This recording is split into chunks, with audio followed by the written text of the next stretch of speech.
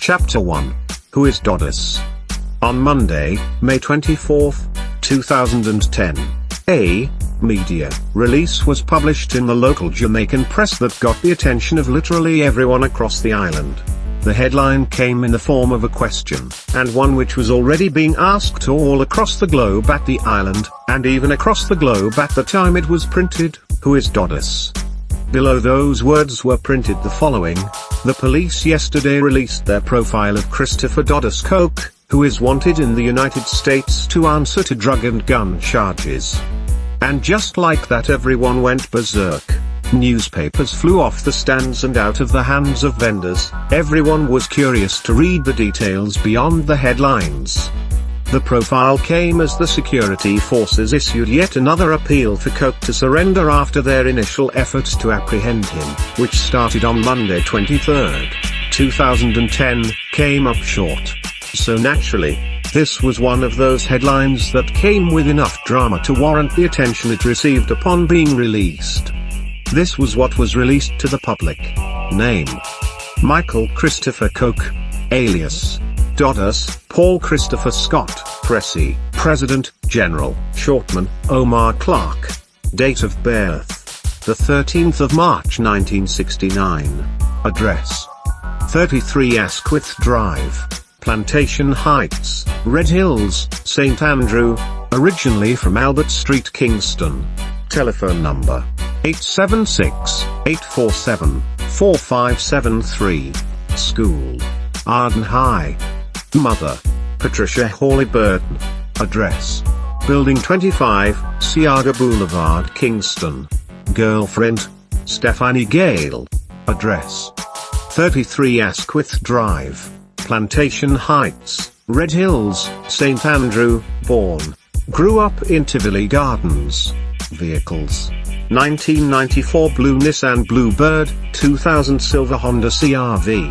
Brothers: Omar Coke, Everton Jones, otherwise called Cornpipe, Andrew Layton Coke, otherwise called Liberty. Businesses: Incomparable Enterprise Limited. Address: 59 Spanish Town Road, Kingston. Type: construction. Directors: Michael Christopher Coke, Justin O'Gilvy, Everton Russell. Trading Company: Presidential Click Entertainment Promotions. Passport expired. Passport will be detained by a National Intelligence Bureau. Driver's license: he has no driver's license. He claimed he had one in the name Omar Clark, but it was confiscated. He could not remember the date. His explanation for not having a driver's license in his name is that if he is stopped on the road by police and they see the name, he may be harassed. This was what was released to the public. But is that all there is to the man, the myth and the legend? What about the rest? To understand the present, first we must revisit the past. So I've got to find a girl. Michael Christopher DUDUS Coke was born into what could easily be considered as gangster royalty, the son of Patricia Pasty Hawley Burton and the now infamous Lester Lloyd Coke, aka Jim Brown. Not many knew that DUDUS would one day ascend to the throne of what has been labeled the mother of all garrisons, Tivoli Gardens, but as fate would have it, he did. By the time DUDUS was born, one thing had led to the next, allowing his father, Jim Brown, to forge a path that was to be both his and his sons to follow, all the way to their demise or downfall. Contrary to popular belief, Brown, one of the key architects of the infamous Shower Posse dynasty, was not always the combative gunslinger and dope dealer that he was reputed to be in the years leading up to his death. On the contrary, in the early stages of his life there was none of that. Jim Brown was just another youth from the inner city of Kingston's Denhamtown community, going about the business of making something of his life, like most of his peers at the time. Those who knew Jim Brown before he became the talk of the town remember a totally different person in comparison to the one who made headlines years later. Back then, there wasn't even a Jim Brown. The name was Bye-Bye. a well-built Denham Town resident, who, despite proving that he could defend himself in a fight on more than one occasion, was still not known to be an aggressor. Instead, Babai was known as a good football player, active and handy. At one stage in his early teenage years, Babai was an apprentice to a locksmith by the name of Miller in a shop between Regent Street and Chestnut Lane, in the downtown section of Jamaica's capital. This was a far cry from what he would eventually become, which all started to take shape in classic dramatic irony, in 1966. Back then, Tivoli Gardens had not yet taken shape, and the center of Western Kingston was Denham Town. This was the same year, 1966, that the political warfare in Western Kingston had reached a boiling point that had ushered in a state of emergency. Although not a known player on either side of the political divide at the time, Jim Brown, then in his late teens, was shot multiple times in what was later determined to be political mischief. To some, this may sound a bit crazy, but keep in mind, as callous as it may sound, behavior of this nature was commonplace at the time. It was a Sunday afternoon, and according to the accounts of those who were present, political activity was in full swing throughout the entire community. The lines in the sand had been drawn, and many had aligned themselves on a whim or a promise, gravitating to either the PNP, People's National Party, or the JLP, Jamaica Labour Party. No one knows for sure if Brown had taken a particular side back then, but what is known is that during a political melee, he was shot by some gunman, reported 5 times and left for dead in a gutter. Those who recall the incident all gave accounts of everyone being so scared. It was as if they were hesitant to even assist him, not that they thought he was guilty or got what he had deserved. But this was 1966, and this was new to Jamaica. However, scared as everyone was, one good and brave Samaritan eventually came to his rescue. Riding up on a motorbike and in amateur paramedic fashion, grabbed him, placed him on the motorbike, and in seconds was whisking Brown off to the newly constructed health facility in Tivoli Gardens, where he was saved and treated back to health by its skilled medical staff. When Jim Brown emerged from his near-death experience, everything changed. His attitude towards life and people had changed. He was a different man, a man who had now been to the doors of death and back, and with this attitude change, Babai was now not just a bad man, but according to one of his childhood friends, he was now a bad man.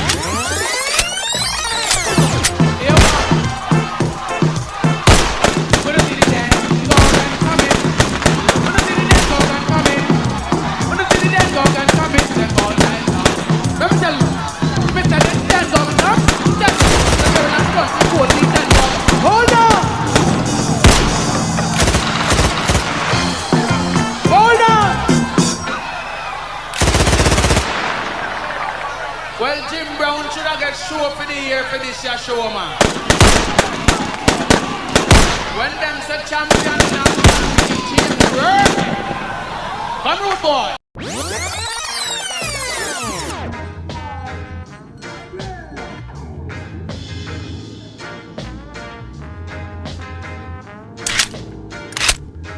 A brush with death has been known to rearrange quite a few things in one's life, but Jim Brown's brush with death was only one element that contributed to the changes in his life. The other element came in the form of then 17-year-old, and already infamous, Claudius Massop.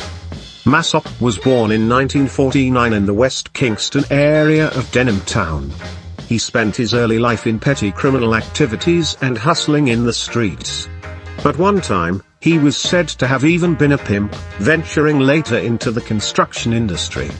However, by the time he was 18, 1967, he was already the acknowledged leader of the Phoenix Gang, the actual root of what would later become known as the infamous Shower Posse. By 1967, although only 18, Massop had somehow managed to become a big influence in Tivoli Gardens, which at the time was nothing more than a new emerging housing development for the urban poor. Upon being shot and taken to a Tivoli Gardens health facility, the meeting of Jim Brown and Massop became reality. They weren't strangers to each other, they were from the same community and more than likely even knew some of the same people, but they were just from different sides of the fence. But as fate would have it, all that changed after that eventful meeting. Whether you had taken a side or not, being shot by one set of party supporters literally predetermines where one's support would be after recovery. And Jim Brown was no different from any other man. He knew who had shot him, and according to him, it wasn't the Labour Rights, JLP supporters, it was the other side. The Socialists, supporters of the PNP, and that was enough to seal his allegiance. By then, Massop aka Jack, was a well-recognized figure in the community, and one who had always been a supporter and activist for the JLP and according to all accounts, was quick to act upon hearing that the baller, Barbie, was shot by socialists, and without what seemed like a second thought, it is said that Massop and his team of cronies decided to make Jim Brown's problem their own.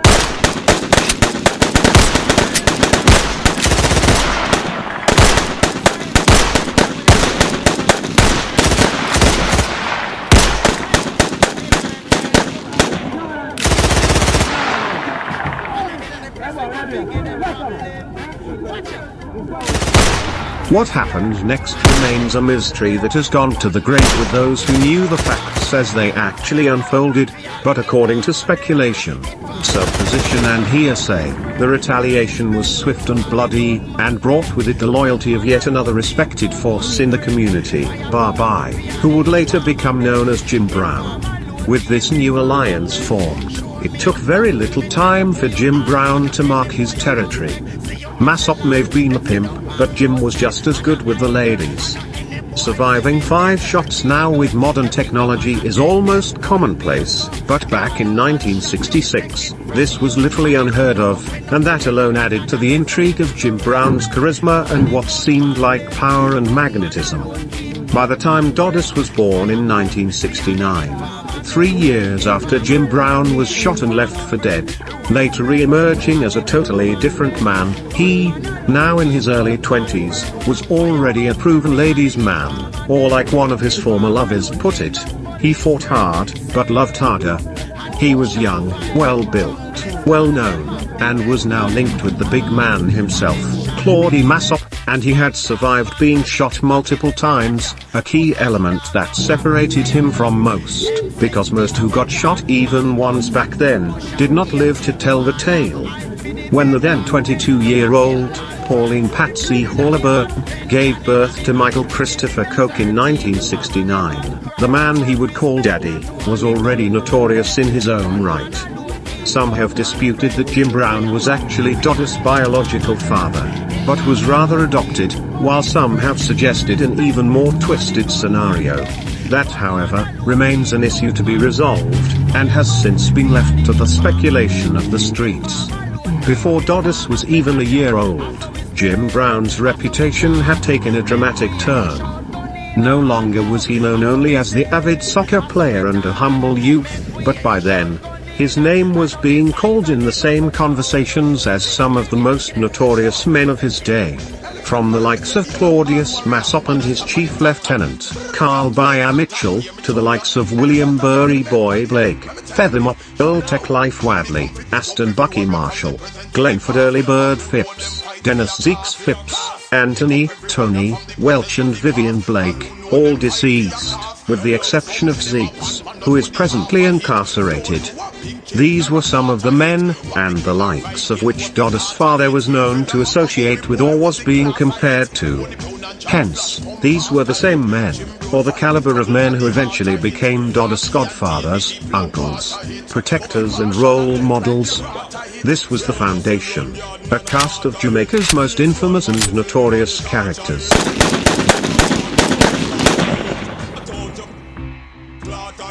I jump back from Grand Spend him on the street I hit.